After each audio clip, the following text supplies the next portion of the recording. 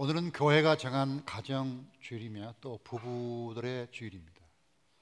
우리가 평생 살면서 항상 같이 살고 또 고락을 같이 하는 부부가 있는 것이 얼마나 감사한지 모릅니다. 어떤 가정 세미나에서 남편과 아내들이 모였습니다. 그래서 아내들에게 물었습니다. 아내들에게 필요한 게 뭡니까? 그랬더니 1번 돈, 2번 건강, 3번 딸, 4번 친구, 4번 강아지였습니다. 남편들에게 물었습니다. 남편들에게 필요한 게 뭡니까? 1번 애엄마, 2번 부인, 3번 마누라, 4번 아내, 4번 집사람이었습니다. 남편들은 모두 아내만 있으면 된다, 이런 얘기입니다. 어떤 또 세미나에서 물었습니다. 당신이 만약에 다시 결혼한다면 지금의 배우자와 결혼하겠습니까? 했더니 어떤 사람은 그렇게 하겠습니다. 어떤 사람은 절대 그렇게 못하겠습니다.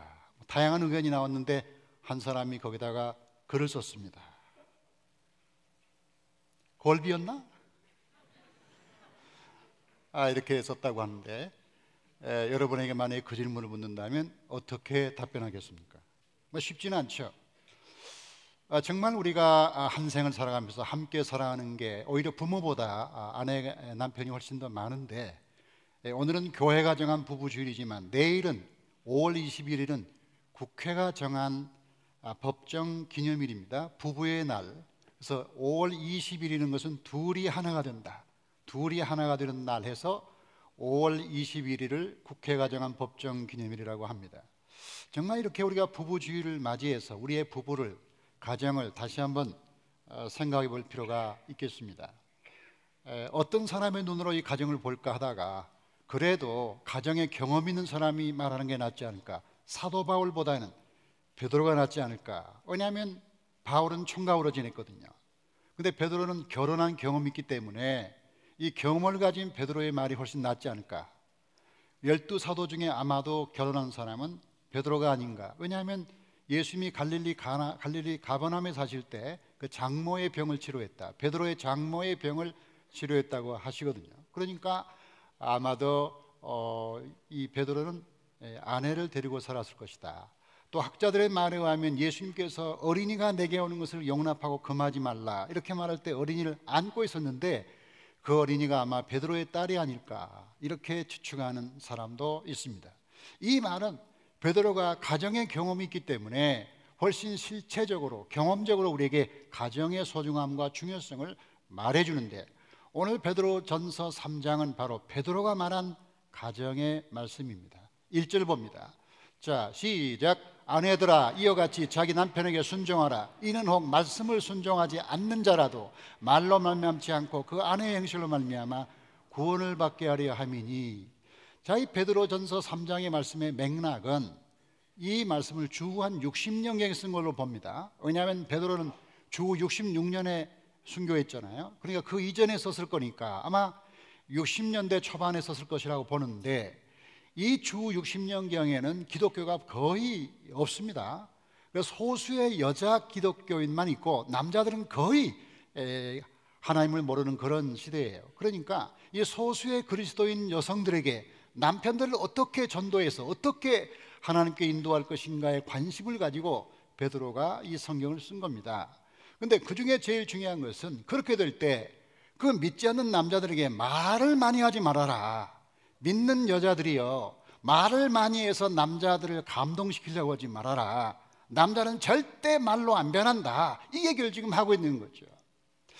우리가 가정에서 많이 실수하고 또 실수를 반복하는 것은 우리의 배우자를 말로 변화시키려고 하는 거죠. 이게 안 되는 걸 알면서 자꾸 더하다가 가정에 문제가 생긴다. 2절 보겠습니다. 2절 보면 너희의 두려워하며 정결한 행실을 봄이라. 이게 본다는 말은 흘끗 지나가는 게 아니라 자세히 보는 거예요. 그러니까 안 믿는 남편들은 아내에게서 뭘 보냐, 그 아내의 긴 말, 유창한 말을 보는 게 아니라 그 아내의 행실을 유심히 본다. 그렇기 때문에 아무리 믿음이 있는 여자라 해도 그 남편을 무시하고 함부로 대하는데 그 남편이 교회에 나올 수가 없다. 믿음이 아무리 좋아하면 뭐하냐, 그 남편에게 잘하지 못하면 결코 그 남편이 하나님 믿을 수가 없다. 그러니까 모든 믿는 여자들은 말보다는 행실을 가져야 된다, 이렇게 말하고 있는 것입니다. 자, 남자는 누굴까요? 잭스 볼스라는 사람이, 가정학자가 남자의 세 가지 특징을 말했는데, 남자는 왕이다, 남자는 통치하고 다스리기를 원한다, 두 번째, 남자는 전사다, 남자는 싸우며 사는 사람이다, 세 번째, 남자는 누구냐? 마술사다, 이 세상을 변화시키기를 원한다. 이런 특징 가진 남자에 대해서 여성이, 여자가 할 것은 순종하는 것이다, 순종하는 것이다. 그래서 성경에는 많은 경우에 아내들에게, 남편에게 순종하라, 복종하라 이렇게 말하는데, 이렇게 말할 때는 남자들이 다 아멘을 해요.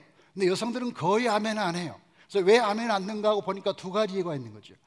아니 하나님, 아니 같은 남자와 여자가 같이 존경받고 살아야지 어떻게 여자가 남편에게만 순종합니까? 이건 아주 전 근대적인 책입니다. 이건 있을 수 없는 얘기입니다 라고 주장하는 여성이 있는가 하면, 또 하나의 실용적인 여성들은 주장하기를, 아니 성경에 그렇게 남자들에게 존경하라고 했지만, 아니 존경할 만해야 존경하지, 아니 아시잖아요 우리 남편이 어떤 사람인가를, 아무리 봐도 존경할 게 없는데 뭘 존경합니까? 존경할 구석이 있어야 존경하지. 아니 존경 좀 하게 좀 해봐, 그럼 내 존경 안 하나? 이렇게 말하고 싶으시죠 지금 여러분? 여성 여러분이 그렇게 말하고 싶을 거예요. 그런데 그렇게 외치고 싶은 여성들에게 안 된 소식을 전하겠습니다. 성경에 한 번도 존경할 만한 남자에게 복종하는 말이 없다는 사실, 이것이 모든 남자에게 위로가 된다는 거, 이걸 좀 말씀드리고 싶어요. 성경에는 그냥 복종하라고 그랬지 존경할 만한 남자에게 복종하라 그렇게 말한 적이 없어요. 이 말은 다른 말로 바꾸면 하면 사랑할 만한 여자를 사랑하라고 말하지 않는 것 같다는 거죠. 만약에 존경할 만한 남자에게만 존경하라고 그러면 이 세상에 몇 사람이나 존경받겠습니까? 사랑할 만한 여자를 사랑하라고 그러면 어떤 여자가 그렇게 사랑을 많이 받겠습니까? 그렇기 때문에 성경은 그런 수식어가 없고 그냥 존경하라, 그냥 복종하라, 사랑하라 그렇게 말하고 있는 것이죠. 최근에 돌아가신 90세가 넘겨 돌아가신 빌리 그레햄 목사님, 사모님이 살아계시는데 룻 그레햄이라고, 한번 기자가 와서 물었다고 합니다. 사모님, 목사님을 미워한 적은 없으신가요? 했더니 그 사모님 말이, 나는 한 번도 우리 목사님을, 우리 남편을 미워한 적이 없습니다. 그래서 기자가 그럼 그렇지, 아주 모범적인 가정이구나 이렇게 생각했는데, 그 사모님이 하는 말이, 그런데 남편을 죽이고는 여러 번 싶었습니다 하는 거죠. 아니 말은 끝까지 들어봐야 되는 거야. 말을 다 들어보고 평가해야 되는데, 아니 남편을 죽이고는 싶었다, 미워하진 않는데 그 유명한 빌리 그레햄을, 이 사도 바울 이후에 가장 많이 복음을 전하고 사도 바울 이후에 최고의 전도자라고 불리는 그 성자 같은 분을 죽이고 싶었다고 하면은 어떤 남자가 빌리 그레햄보다 낫겠어요? 저는 이 말 듣고 얼마나 큰 위로를 받는지 몰라요. 저는 충격을 받는 게 아니라 위로를 받고 있어요. 아니 빌리 그레햄을 정도, 빌리 그레햄을 보고 죽이고 싶었다는데, 아니 낸들 오죽하겠냐 이거야. 그러니까 대한민국의 모든 남자들은 위로를 받으세요. 아니 빌리 그레햄도 그렇게 평가를 받는데, 아니 우리가 무슨 존경받을 특별한 게 있겠습니까? 그렇잖아요. 그런데 이 룻 그레햄이 했던 말이 중요합니다. 남편을 사랑하는 것은 내 일입니다. 그러나 남편을 선하게 만드는 것은 하나님의 일입니다. 자, 우리는 남편을 바꾸기를 원해요. 아내를 바꾸기를 원해요. 근데 바꾸는 일을 우리가 아무리 해도 안 되는 걸 알면서도 계속 바꾸려고 그래요. 그러다가 자기가 당하는 거야. 자기가 지쳐, 자기가 힘들어, 내 이런 남편하고 못 살겠다 하면서 못 산다고 그러는 거죠. 여러분, 정말 우리가 기억할 것은 부부 생활에서 말로 사람을 변화시키지 않는다는 거죠. 말로 사람을 진압할 수 있지만 말로 사람이 변화 안 됩니다, 여러분. 특별히 사랑하는 아내 여러분, 여러분들이 많은 잔소리를 좋은 뜻으로 하는 줄로 저는 굳게 믿습니다. 그러나 여러분의 좋은 뜻이 항상 좋게 끝나지 않는다는 것을 아시잖아요. 그럼에도 불구하고 계속 잔소리해야 하는 여러분의 운명을 저는 매우 불쌍히 여기지만, 그렇게 잔소리해가지고 남자가 변합니까? 안 변하잖아요. 안 변해요. 여러분이 남편을 사랑하면 변화시키는 것은 하나님이신 줄로 믿습니다. 우리는 사랑할 뿐 변화시킬 능력이 없습니다. 남편도 마찬가지. 아내를 우리가 변화시킬 능력이 있으면 우리가 이 모양 되겠습니까? 그렇잖아요. 그래서 우리가 살아가면서 발견한 중요한 원리가 이거예요. 남편을 바꾸지 말고 나를 바꾸라. 그러면 하나님이 남편을 바꾸실 것이다.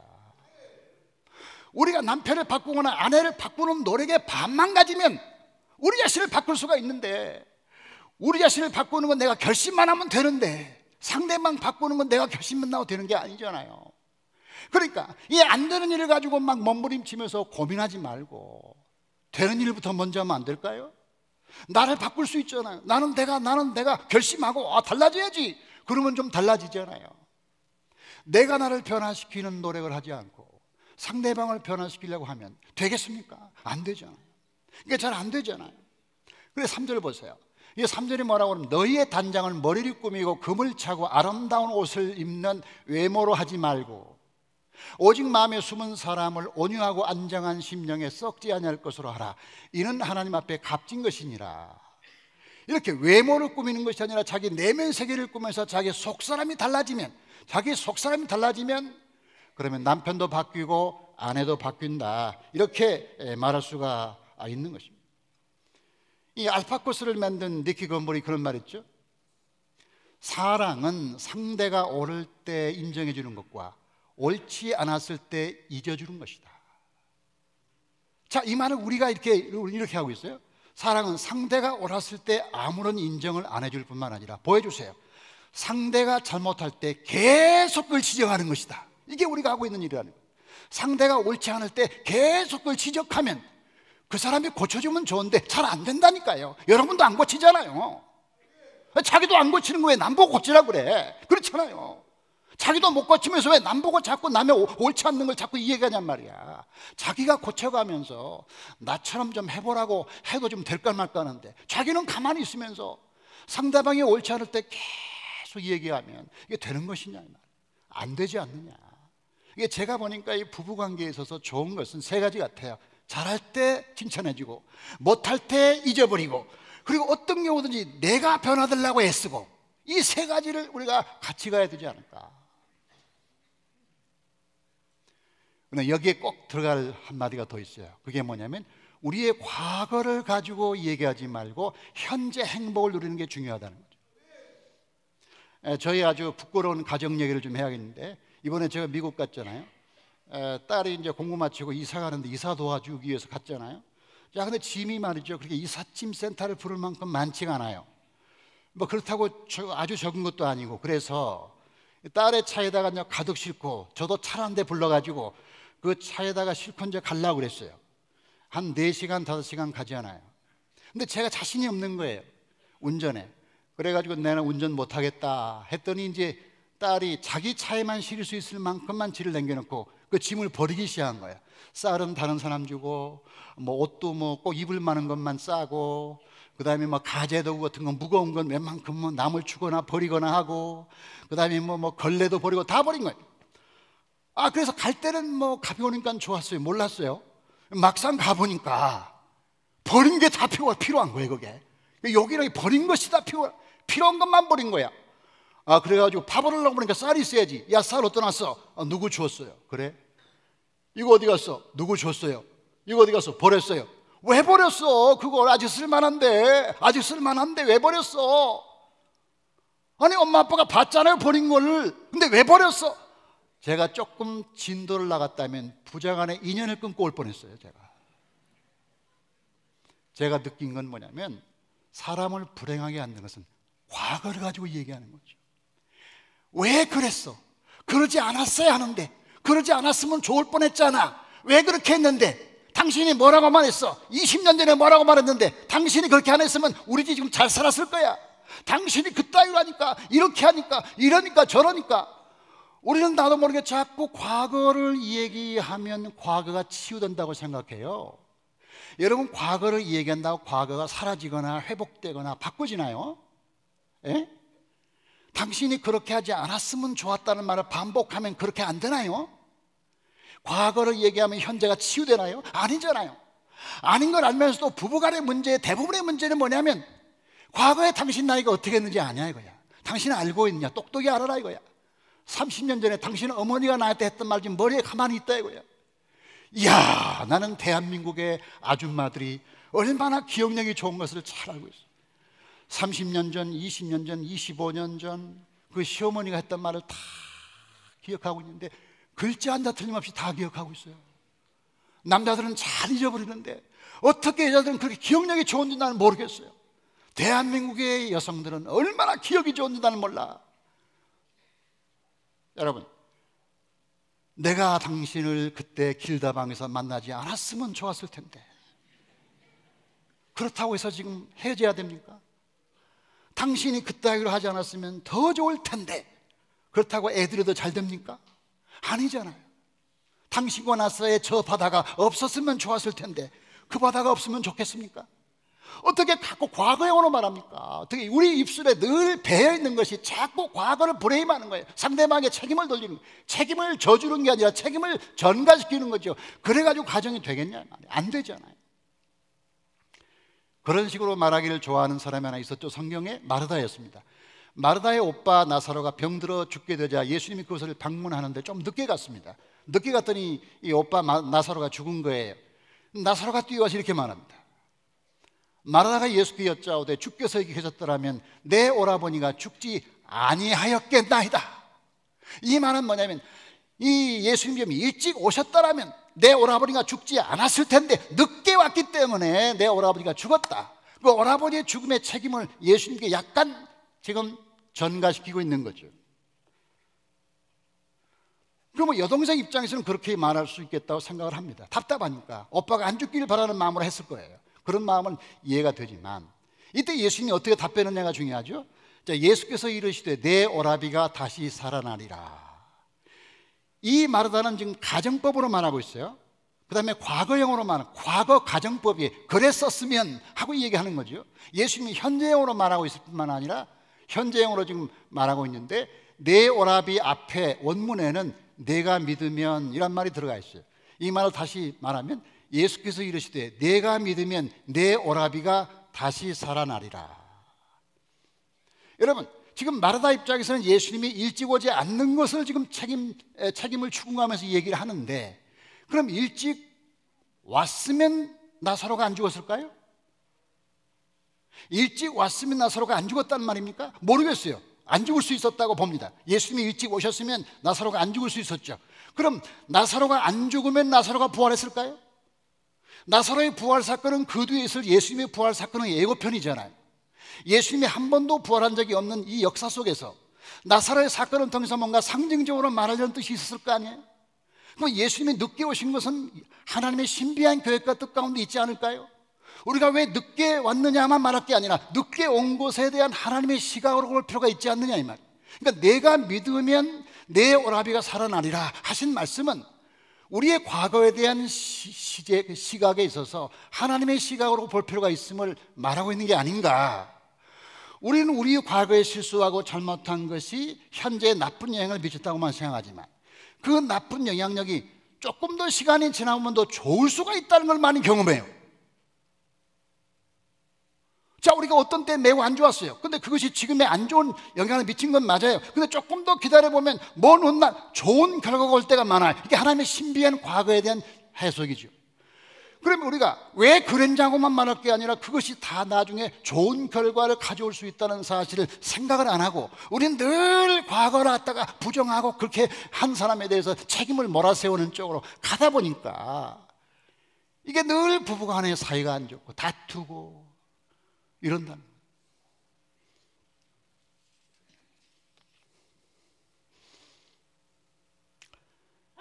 여러분이 이런 말 아세요? 꽃은 지금 있는 자리에서 꽃을 피운다.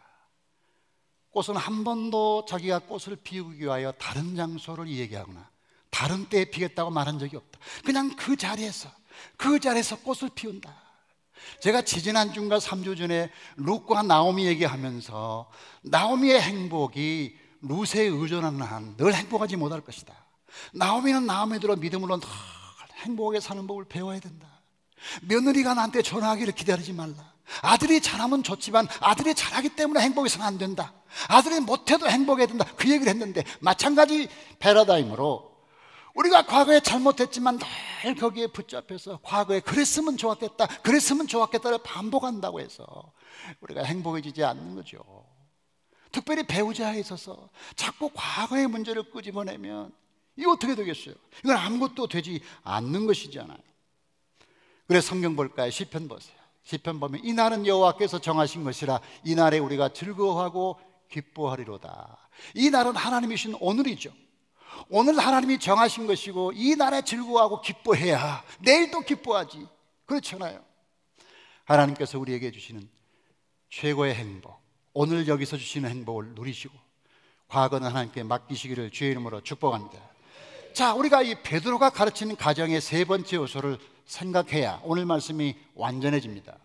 오늘 말씀 7절 볼까요? 이 7절에 보면 베드로가 또 하나의 가정의 차원을 말하고 있는데 7절 봅니다. 시작. 남편들아 이와 같이 지식을 따라 너희 아내와 동거하고 그를 더 연약한 그릇이요 또 생명의 은혜를 함께 이어받을 자로 하라. 귀히 여기라. 이는 너희 기도가 막히지 아니하게 하려 함이라. 이 베드로는 가정생활에 있어서 또 한 차원을 말한다. 기도가 막히지 아니하려 함이라. 이 기도를 가정과 관련시켰다.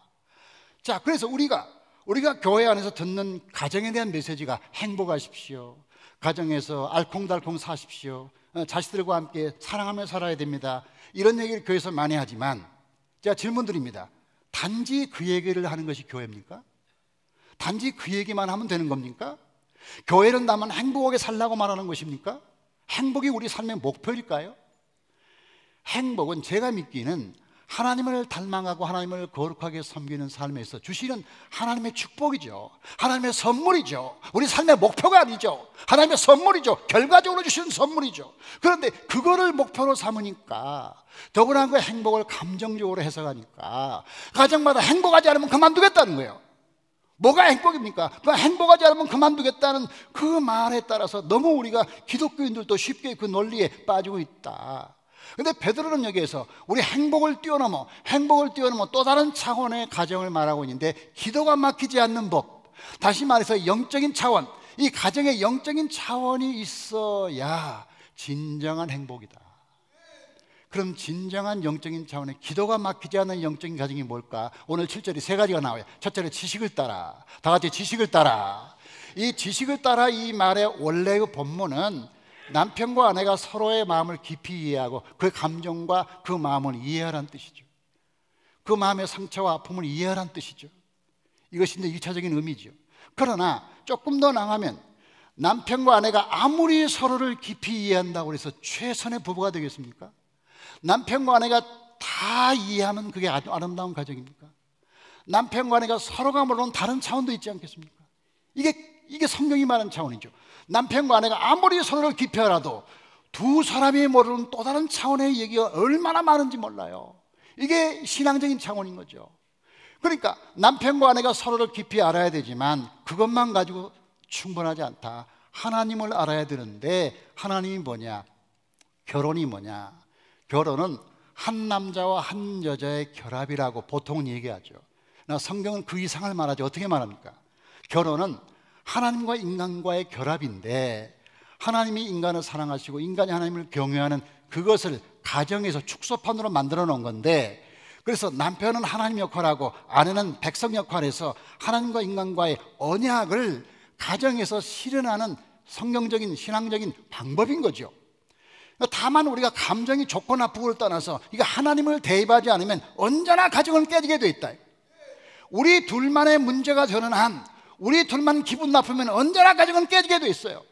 그러니까 우리의 신앙적 차원이라는 것은 두 남녀뿐만 아니라 하나님이 그 가운데 있어야 문제가 해결될 줄로 믿습니다.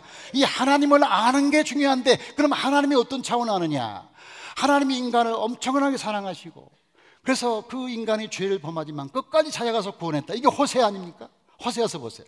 이 호세아서 내가 내게 장가들어 영원히 살되 공의와 정의와 은총과 긍휼이 여김으로 내게 장가들며 진실함으로 내게 장가들리니 내가 하나님을 여호와를 알리라.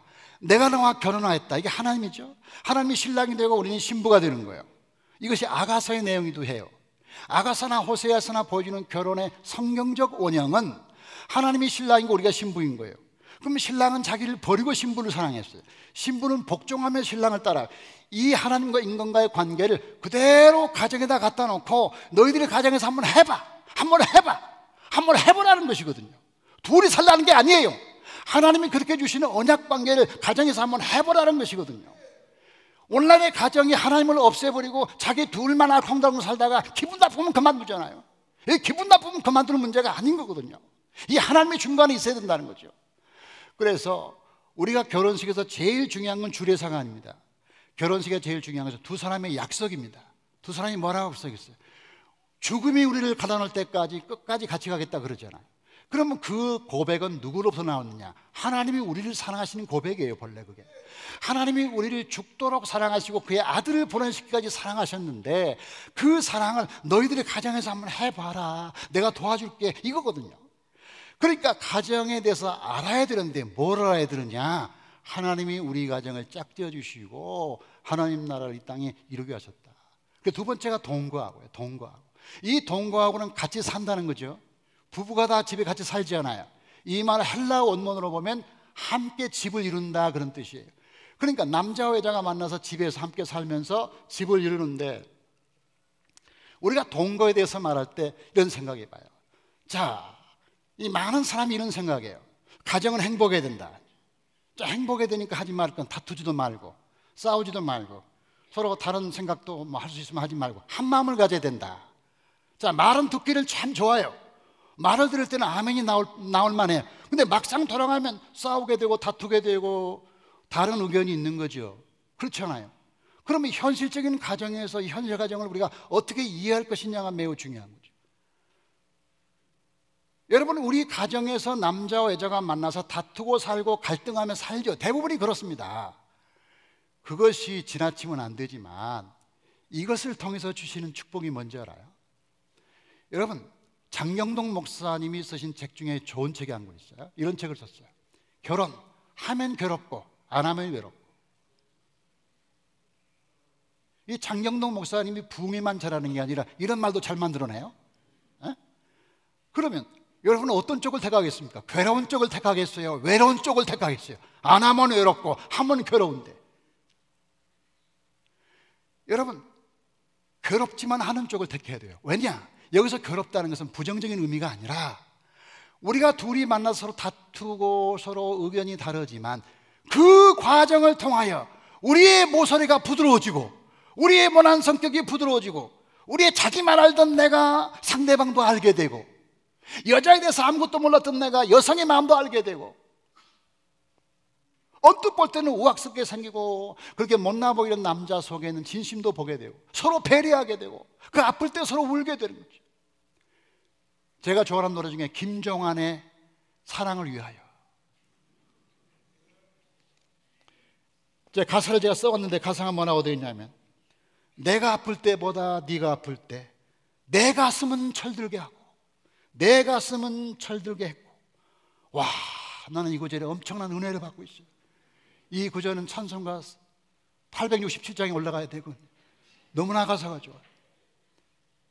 여러분, 아내와 남편이 다투고 싸우는 것은 좋은 일이 아니지만 어차피 현실적으로 서로 다른 사람이 만났으니까 다툴 수밖에 없는데 이것의 긍정적인 의미는 뭐냐? 만약에 아무도 없이 혼자 살았다면 안 다투죠. 그렇죠? 다툴 사람이 없죠. 동시에 다툴 사람도 없지만 동시에 상대방에 대해서 이해심도 없을 거 아닙니까? 자기 혼자 사니까. 그러니까 마틴 루터가 아주 중요한 말을 했어요. 뭐라고 했느냐? 혼자 살면 개인은 성인이 될 수 있으나 결혼하면 세상이 성화된다. 성인 될 거예요, 성화할 거예요. 둘 중에 하나 하면 됩니다. 여러분, 마틴 루터가 수도자였잖아요. 수도사 할 때는 결혼을 안 했어요. 결혼 안 하면요 늘 수도원에서 기도하고 금식하고 성경 보니까 자기는 성인이 되는 거예요. 그런데 수도원에서 성인 된 사람들이 세상을 바꾼 적이 없어요. 그 안에서만 성인인 거죠. 그런데 우리가 가정에서 서로 가끔 다투지만 그 속에서 상대방을 이해하게 되고 그러면서 화해하게 되고 더욱더 배려하게 되고 나만 있는 게 아니구나, 세상은 이런 사람도 있구나, 그냥 맞춰 살게 되고 그러면서 점점점 자기가 거룩하게 되고 성화되는 것이라.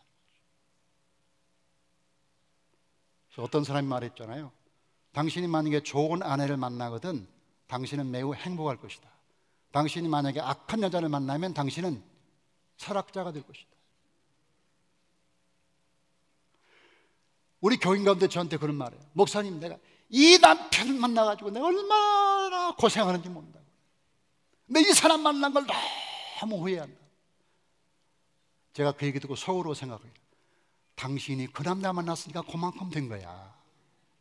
당신이 그 남자 안 만났으면 지금 옛날 그 모습이야. 당신이 그 사람 만났기 때문에 그래도 기도하고, 그래도 양보하고, 그래도 이해하고, 그래도 당신이 성숙한 거야. 이렇게 말하고 싶지만 내가 말은 안 하죠. 속으로만 생각하지.